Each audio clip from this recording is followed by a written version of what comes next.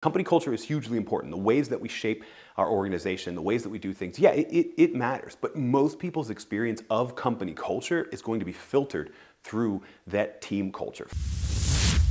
Hey leader, David Burkus here, organizational psychologist and author of 4 best-selling books on helping leaders and teams do their best work ever.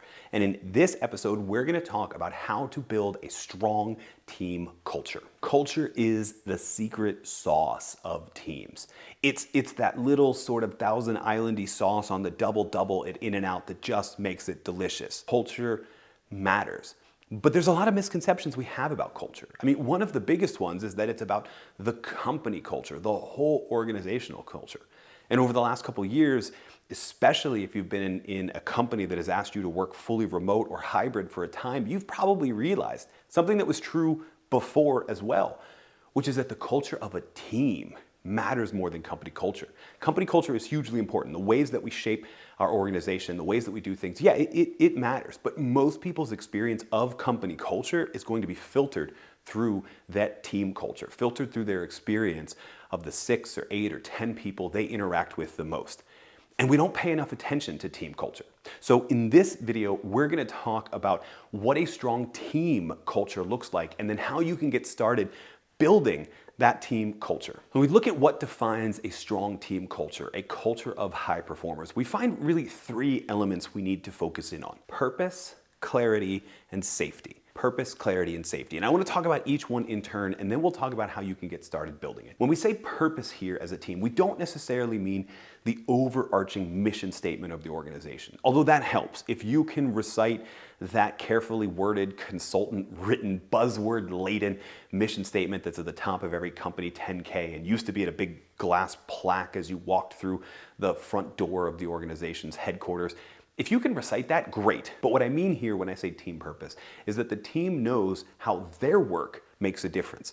The team knows not necessarily the whole organization's why, but they know their who benefits from the work that they do. Sometimes, especially if this is a client or customer-facing role, or if this is a role that just has people interact with stakeholders in the community a lot, sometimes this is easy, right? Sometimes the work that we're asking teams to do carries with it a high level of task significance. We can see that who easily. Other times, we have to remind people of that who. Maybe it's an internal who. Maybe the work that we do just lets other teams in the organization do their best work. That still matters, and the research supports the idea that that can still strongly motivate people. So that still counts as purpose. What doesn't count as purpose is it matters that we get the work done so that we get bonuses. It matters that we get the work done so that we can get promoted or individuals on the team can get promoted. What doesn't matter is if we get the work done, we're growing as an organization. No, those things are not purpose. Those things are useful, those things are important, those things are wins worth celebrating, but they're not purpose. And as leaders of a team, we need to speak the language of purpose, and the language of purpose starts mostly with who. It answers the question, who benefits from the work that we do. The second element of a strong team culture is clarity. Clarity of roles and responsibilities, yes. We need to make sure that everybody on the team knows what's expected of them.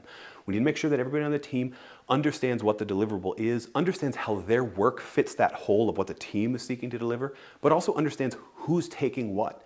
You know, most teams are highly integrative. One of the things I do with a lot of teams that I'm working with is I have us write almost a declaration of interdependence. We need each other, and so here's how we're going to collaborate.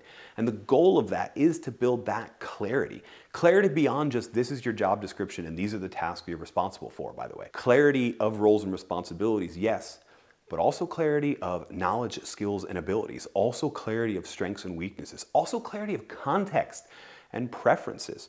Right? If you're working, even if you're working in everybody is in the office or everybody is in remote, everybody's working in different contexts. Everybody has different preferences. You don't have to be a part of an organization long to figure out that different people have different preferences for how to use email, for example, or how often they can interrupt other people. And as a team, we need to come to agreement on that, come to some ground rules for collaboration on that, just so that there's clarity of how we're going to collaborate. We need to know each other as a team, not only what we're doing, but who we actually are and how we can work best with each other. That's what we mean when we say a strong team culture marked by clarity. And the last element is safety, as in psychological safety, as in the extent to which members of a team feel free to take risks, feel free to fully express themselves, feel free to speak up when they disagree. That feeling of safety. And this isn't safety like you're never going to encounter an idea you disagree with, or you're never going to encounter an idea you find offensive. Sometimes you're going to find those things, right? It's inherent in the world that disagreements are going to happen. Psychological safety, the safety that we're after, is that when those disagreements happen, they're marked by trust and respect. Those disagreements happen because I trust that I can speak up on the team and not be harshly judged for it, not be unfairly treated because of it. I can share my dissenting opinion and be heard and listened to. And respect, because I'll do the same for other people. I will demonstrate active listening. I will demonstrate respect when I hear those ideas that I disagree with. I won't think that you are dumber than me or less human than me just because we disagree about things. If we can build that culture of psychological safety, we'll have a team where people speak up before the whole team pursues a course of action under a false consensus that ends up being wrong and leads to disaster, right? We can save a lot of pain just by having people that are willing to dissent and disagree. And then even if we end up going with that point that they disagreed with, we still have to talk about it more, we have to defend it more, and as a result, we end up with a better plan of action. And we know this from research and creativity, for example, that Alex Osborne was wrong, and in the process of brainstorming, when people demonstrate respectful dissent, the ideas generated afterwards, by pushing back on each other's ideas, the ideas generated afterwards are better, so we can find better ideas as well. And the last thing we can do is learn. When people feel free to take risks, when they know that they're not going to be harshly punished for taking a risk, trying out a different way, potentially a better way to achieve something, and it doesn't work, they know that they're going to have a team that believes that failure is feedback, and that team is going to seek the lesson out of it, not to punish them, not to sideline them, not to make them feel less of a member of the team, but to go, okay, what can we learn from that failure where everyone benefits? Now, as a result, we're also going to be less likely to hide failures, which is a huge problem on poor team cultures. People quick to excuse away their role in failure or hiding it entirely, which, beyond being unethical, deprives the whole team of those learning opportunities. We don't want to do that. We want to build that sense of psychological safety paired with that sense of clarity and that sense of purpose to build a strong team culture. So how do we build that strong team culture? Well, it's not enough to just outline these. I mean, yeah, you could forward this video to everyone on your team. That would be great. I would really appreciate it. But we have to think about the ways that these three elements, purpose, clarity, and safety, get reinforced on a daily basis. And there's a lot of literature out there about culture and culture shaping, but I'll simplify a lot of it right here. Culture really comes down to two things, or at least the way we reinforce culture comes down to two things: artifacts and rituals.